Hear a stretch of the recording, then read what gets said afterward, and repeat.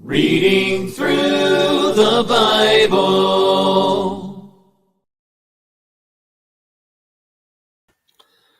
Good evening.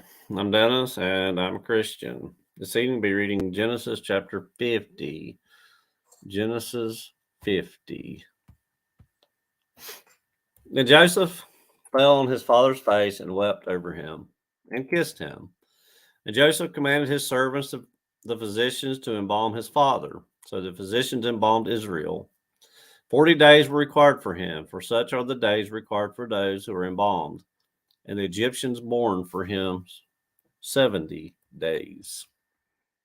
Now, when the days of his mourning were past, Joseph spoke to the household of Pharaoh, saying, If now I have found favor in your eyes, please speak in the hearing of Pharaoh, saying, My father made me swear, saying, Behold, I am dying in my grave, which I dug for myself in the land of Canaan. There you shall bury me.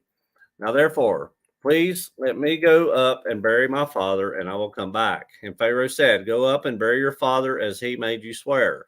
So Joseph went up to bury his father, and with him went up all the servants of Pharaoh, the elders of his house, and all the elders of the land of Egypt, as well as all the house of Joseph, his brothers, and his father's house. Only their little ones, their flocks, and their herds they left in the land of Goshen.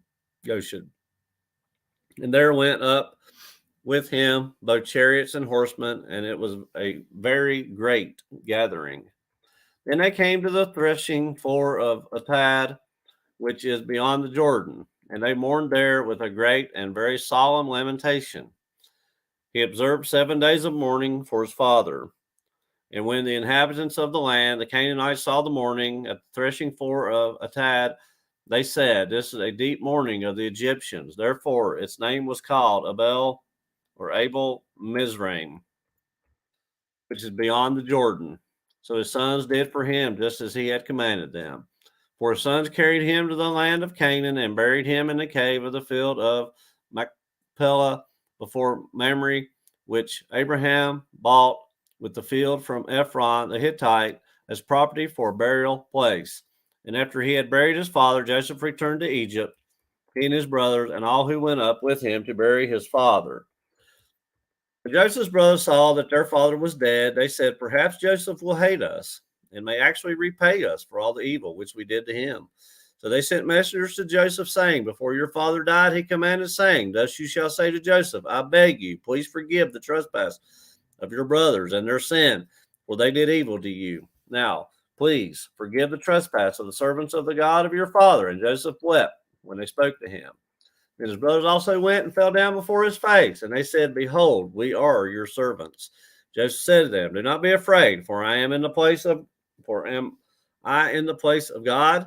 But as for you, you meant evil against me. But God meant it for good, in order to bring it about, as it is this day, to save many people alive.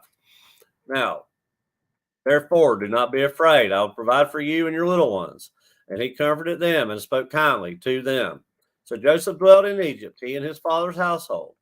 And Joseph lived 110 years. Joseph saw Ephraim's children to the third generation. The children of Machir, the son of Manasseh, were also brought up on Joseph's knees. And Joseph said to his brethren, I am dying, but God will surely visit you and bring you out of this land to the land of which he swore to Abraham, to Isaac, and to Jacob.